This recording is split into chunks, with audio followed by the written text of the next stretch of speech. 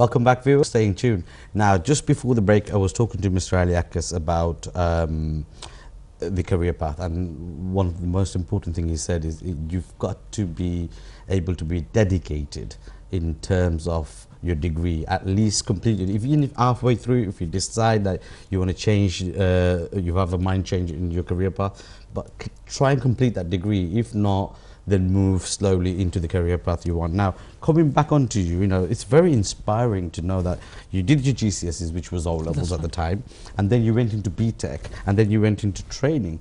Traditionally, our people and most people have the concept and idea that going through that route is not a very good route.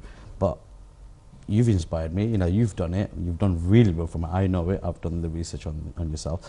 Can you just tell us, how you feel about that? I really feel good. I don't really regret, because it's wonderful, really wonderful things. Because as I said, because I left school without any qualification, so I had to start everything late. So as I made progress into O level and GCSEs through A level, so even when I didn't get the good grade for A level, only thing was option for me to do this high national diploma. And that basically, after that, and even now, a lot of companies, what they do, they look for a trainee. And they run various trainee program. Now they change it to graduate program. And if you can, very big industries, like for example, National Physics Lab or big companies, they always have that sort of program. And so I was very lucky to get into this. And they basically, that program was a training program in computer science.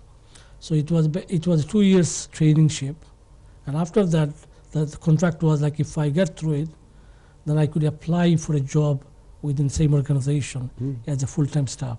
And you would have done that if you had a degree. You would have applied for that job anyway. Exactly, yeah. So the beauty of that, right, because within that 6 months, they had a very intensive training.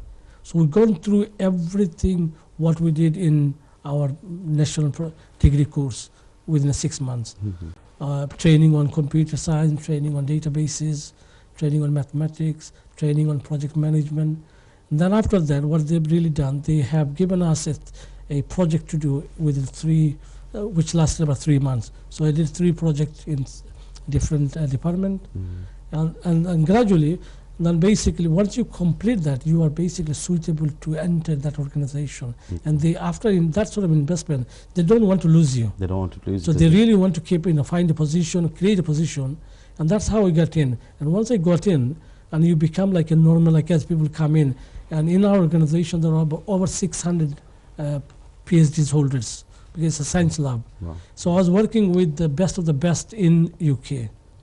And they also allowed me to go into university to complete my degree. So I had a work placement, what do you call it, a day release. So basically, 1 day a week, all paid by them. And that taken me a little bit longer than normal. You were on the job as well. I was on the job. Yeah, so this is exactly happening now. But most of the apprentice program that they've introduced nowadays, which is very similar to kind of thing that I've gone through in 1987. So basically, my advice would be like, for example, those who are not very keen on taking a student loan. There are a lot of people within our youngsters. They're very, very much conscious about not taking a loan. Look around for this sort of opportunities. See what sort of apprentices doing, who is doing it. Select the company and be really, you have to believe in yourself, because you really have to say what you want to do, and keep work at it. Because if you select the right apprenticeship, and they will train you. And if you be good, be consistent, really your work, at the end of the day, it's up to you to work hard. That's right. Because my panel members like Dr. Rihan and Dr. Rahman, especially Rahman, I know him because he really worked hard. So where he is now, if he hadn't worked really, he also left school without qualification like myself. But he worked, he never gave up. So again and again, I keep telling to the viewers, right? Please, whatever you do, work hard at it. Just believe in yourself, and you can change the world, because nothing is impossible. And I've worked with so many big scientists. One of the greatest one is, the World Wide Web, the internet, the way you're using it. Tim Berners-Lee. I had the privilege of working with him as well. Wow. So it's from a very humble beginning, from a village in Mirpur in Jagannathpur, You know, I come to Oxford, and you know, basically I could have done better, but you know, this is what it is. But you know, but what I can see is the peak. You know, you don't really. So I really want to see our kids really be best of the best. What my question now with you are an advisor to the HMRC. Consultant. Yeah, the consultant at the moment. Okay. What is it you're what are you doing? Yeah. Okay. As you know, I mean, they're trying to get make text digital. So the filing of the taxing is all digital. I think by 2020 it will become compulsory for people who has a turnover over £100,000. So in order to do this, they have to move a data or the system from old system to the new systems. So our project is basically helping them to making the transitions. Okay, so the integrations and all this data and everything. All the traders are happy; they can file their. Okay, sorry, we haven't got much time. The program's finishing. I've got loads more to talk about. Please, yeah. Now, coming back to Mr. Dr. Khosrow Rahman, sorry. You also followed a method where you went through training into your job role. Is that right? Yes, yes. I mean, I basically left school with no O-levels or A-levels, and I followed the Sitting Guild and BTEC route. So, you know, it wasn't easy because I remember when I was wanting to apply to university, the advice that my teacher that gave me at college was she thought that degree perhaps wasn't the best thing purely because the course didn't have the level of maths that is needed for an engineering course. But ultimately it's really I was very motivated. I knew you know, it is what I wanted to do. But also one thing that doesn't get discussed in these topics, you know, first and foremost we are Muslims, and one of the things as a Muslim that Allah tells us to do, that if you're going to do something, Allah loves something when something is done well, and the Prophet ﷺ has said, you know, if you know, be a great person, you know, excel in what you do. But also as a Muslim, you know, we've been fortunate enough to be given the attributes of Allah, and the attributes of Allah are the qualities that we humans should aspire to, you know, attain something of those attributes of Allah, and it's not just a mirror of just merely just reciting or saying those attributes. I know some of the hadiths or some of these things that people say, oh, if you memorize these attributes of Allah, then you're going to be guaranteed paradise. But there is a much deeper there's a much deeper purpose to those attributes. And one of those attributes is that Allah is the opener. It is Allah who opens your heart and you open your mind. And that opening can come at any time. It's up to Allah, but it can come at any time. So just because someone has not done well in the early stages of their life or have even failed their courses, does not mean that he will not succeed later, because it's Allah who will ultimately open that person's heart. But you also have to have, as a Muslim, have the humility as well, and ask for that opening, you know. That's and it's key. how you ask, you know. Yes. This is one thing I always preach, is it's how you ask. Yeah. If you ask from dire belief that you will receive it, you know, you have to believe in yourself, you know, and then ask for what you want. You have to put your trust in. You have to put your trust in Allah. I mean, the attributes are there, and there are many other attributes that you have to learn how to use those attributes so that you can beseech and ask Allah, because those are the reasons why Allah has revealed those attributes, is that so we can use them, but we don't use them, and we certainly don't use them in the right for the right purposes. But at the same time, Allah is also that He is also the debater, the humiliator. So you can, at the same time, He can open your heart and raise you, but He can also humiliate you. So you need to be wary of this. But the key thing is you need humility. And okay, in the aerospace engineering industry, how are you finding? I mean, are you finding it difficult being a Bengali, or do you feel that it's? Oh no. I mean, and I've been in aerospace over 20 years now. Like I said, I'm a fellow of 2 institutions, and I support the graduate development of the young engineers at our company, and I'm very well respected, and that's because I do work hard, and you know, it is a very rewarding career, and it's very exciting. But in terms of getting into the industry, and not just the aerospace industry, in a lot of the engineering professions and most of the jobs, the whole recruitment process has changed. Okay. See, when I applied, someone read my CV, and then we had a face-to-face interview. Now it's all online, and the problem is with it being online, it takes away that personal touch, and then it becomes like a points-based system. So your A-level grades may count, will count. Your degree subject will count. The marks you got will count. So all of these are sort of adding points.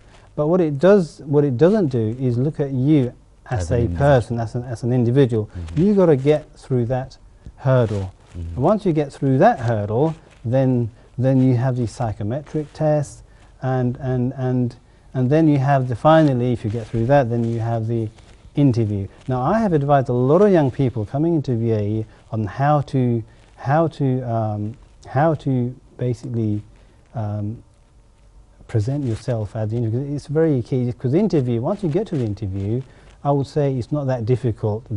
It's really, they want to see, they're not interested in your degree or your grades, because the fact that you got to the interview, they're happy with your grades and they're happy with the university. Now they want to see what you're like as a person, as an individual.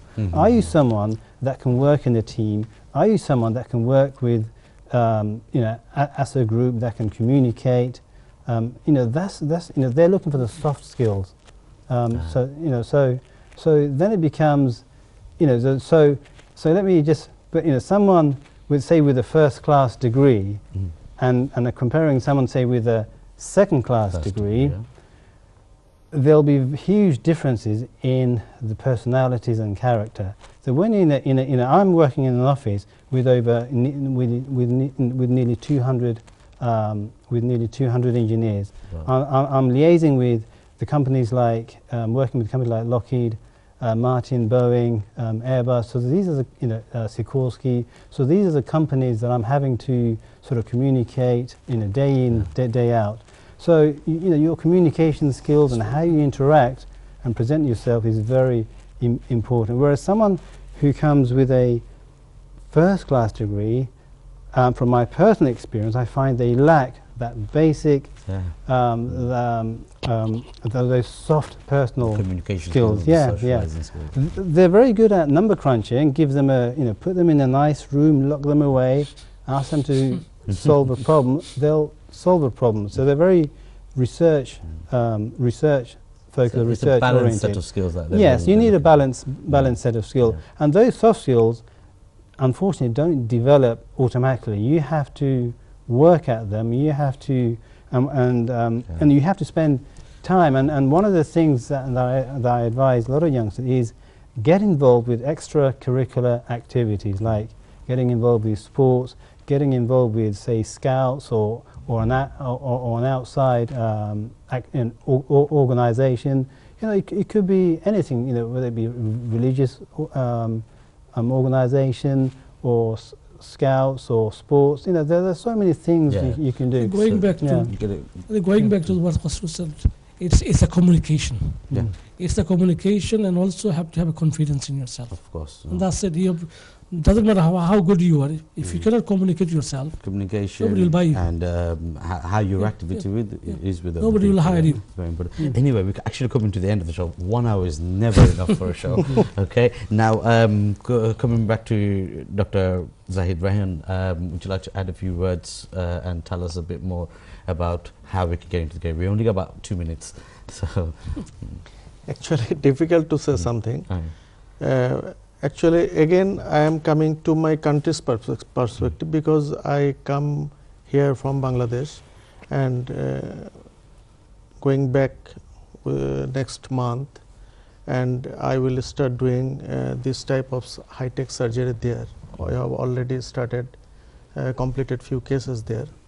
So my hope and my expectation that we are now in middle age and many more things to do which will not be possible for us from this time, because this type of surgeries will be continually advancing and advancing. So young group of doctors should come up to this field without thinking of anything else, only to think about the service to the diseased people. Thank you. And this is my proposal to my young junior doctors, to please come up to this field. This field is very big and we will never be able to complete all this field. We need your help and supports, and you must come to this field. Thank you very much. Viewers, we have come to the end of the show. This was something very powerful, actually. You know, we need to come forward. If you're a junior doctor, come forward and start going into the research side of things as well, because we've just heard from Dr. Raihan that, you know, we have Mr. Tipu Aziz, the likes of Tipu Aziz, who's invented something which is changing the world of medicine in a way, for Parkinson's disease, epilepsy, addiction, for neuroscience. And he's created something which is going to obviously evolve into something better. But that creation makes a massive difference around the world. And with our other two guests, we've now learned, I urge every single parent, please do not expect your children to go for a degree, go through the traditional route, go for a degree. If they want to do BTech National, let them do BTech National and allow them to flourish from there. Because through BTech National, we've just seen two gentlemen who's reached the peak of their career, and that can be done. So without further ado, I need to tomorrow's business is business today.